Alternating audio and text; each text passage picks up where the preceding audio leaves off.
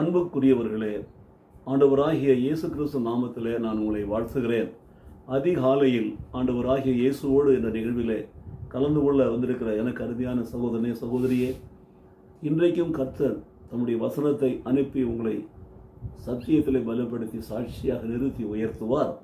விசுவாசத்தோடு நாம் கேட்போம். நீதிமொழிகள் புஸ்தகத்தில் 4ஆம் அதிகாரத்தில் 18ஆம் வசனத்தில் நான் இப்படியாய் வாசிக்கிறோம்.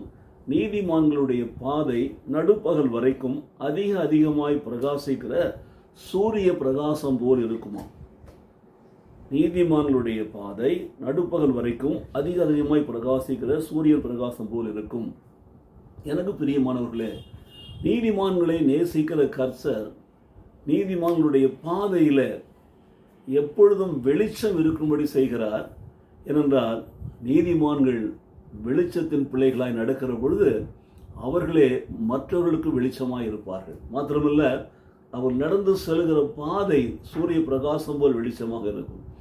அவர்கள் வழியாய் அவர்களை பின்பற்றுகிறவர்கள், அவர்களோடு கூட நடக்கிறவர்கள் வெளிச்சத்திலே நடப்பார்கள். அப்போ நீதிமான்களுடைய பாதை நடுப்பகல் வரைக்கும், மத்தியானம் 12 மணிக்கு எப்படிப்பட்ட வெளிச்சம் இருக்கிறது, வெயில் இருக்கிறது பாருங்கள். அதிகமாய் பிரகாசிக்கிற சூரிய பிரகாசம் போல் இருக்குமா? எனக்கு பிரியமான சகோதர சகோதரிகளே, யோவான் சுவிசேஷத்தில் ஆண்டவர் சொல்லுகிறார், நானே உலகத்திற்கு ஒளியா இருக்கிறேன் என்று சொல்லுகிறார். 8ஆம் அதிகாரத்தில் 12ஆம் வசனத்தை இப்படியே வாசிக்கிறோம். மறுபடியும் இயேசு ஜனங்களை நோக்கி, நான் உலகத்திற்கு வெளிச்சமாக இருக்கிறேன், என்னை பின்பற்றுகிறவன் இருளிலே நடவாமல் ஜீவ ஒளியை அடைந்திருப்பான் என்று சொன்னார். இயேசுவை பின்பற்றுகிறவன், இயேசுதான் வழி சத்தியம் ஜீவன் என்று சொன்னவரை பின்பற்றுகிறவன், அவனுடைய பாதையில வெளிச்சம் இருக்கும்.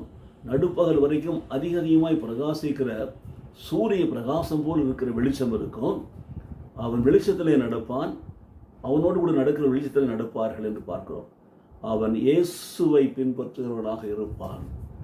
இயேசுவிற்கு காண்பிக்கிற அந்த பாதையிலே, நானே வழியும் சத்தியமும் ஜீவன் என்று சொன்னார் அல்லவா, அந்த வழியிலே வெளிச்சம் இருக்கும், சூரிய பிரகாசம் போல் வெளிச்சம் இருக்கும். அவரை பின்பற்றுகிறவன் இருளிலே நடவாமல் ஜீவ ஒளியை அடைந்திருப்பான் என்று சொன்னார்.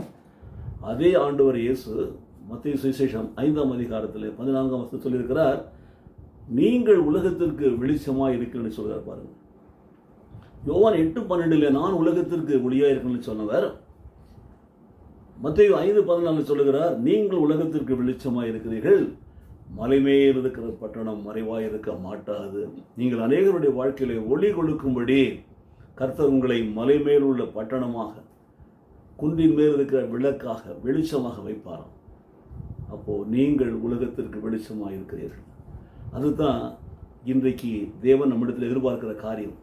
தேவன் நம்மை படைத்தார், ரட்சித்து கொண்டார், நம்மை நீதிமான்களாய் மாற்றினார், நம்முடைய பாதையிலே சூரிய பிரகாசம் போல் வெளிச்சத்தை வைத்தார். நாம் நடக்கும் பாதையிலே அந்த வெளிச்சம் பிரகாசித்து கொண்டு இருக்கிறது. மாத்திரமல்ல, நாம் நடக்கிற பாதையில் இருளில் நடக்கும் வெளிச்சத்தில் நடக்கிறோம். எல்லாவற்றுக்கும் மேலாக மற்றவர்களுக்கு நாம் வெளிச்சம் கொடுக்கிறவர்களாக இருக்கிறோம். நீதிமான் மற்றவருடைய வாழ்க்கையிலே வெளிச்சமாக இருப்பான். நீதிமான் மற்றவருடைய வாழ்க்கையிலே மலைமேல் உள்ள பட்டணம் போல் இருப்பான். நீதிமான் மற்றவருடைய வாழ்க்கையிலே மலைமேல் உள்ள ஒரு விளக்காக இருப்பான். எல்லாருக்கும் வெளிச்சம் கொடுக்கும்படி, எல்லாரையும் சத்தியத்தை நடத்தும்படி, நீதியின் பாதையில் நடத்தும்படியாக நீதிமானை கர்த்தர் நடத்துகிறார். ஜெபிப்போமா? நேசிக்கிற நல்ல பிதாவே, இந்த நாளில் கூட ஆண்டவரே ஸ்தோத்திரம். நீதிமொழிகள் 4:18 படியாக நீதிமானுடைய பாதை நடுப்பகல் வரைக்கும் அதிகமாய் பிரகாசிக்கிற சூரிய பிரகாசம் போல் இருக்கும் என்ற வசனத்தின்படியாய் கர்த்தர் எங்கள் வாழ்க்கையில வெளிச்சமாய் எங்களை வைத்ததற்காக உமக்கு ஸ்தோத்திரம். நீங்கள் உலகத்திற்கு வெளிச்சம் என்று சொன்னவர் எங்களை மலைமேல் உள்ள பட்டணமாய் வைத்து அநேகருடைய வாழ்க்கையிலே ஒளி கொடுக்கிற பிள்ளைகளை நடத்துவதற்காக உமக்கு ஸ்தோத்திரம். எல்லாவற்றுக்கும் மேலாக நாங்கள் என்றென்றும் இருளில் நடுவாமல் எப்பொழுதும் ஒளியில் நடக்கிற பிள்ளைகளை எங்களை நடத்துவதற்காக உமக்கு நன்றி செலுத்துகிறோம். இயேசு கிறிஸ்து நாமத்திலே பிதாவே, ஆமென், ஆமென்.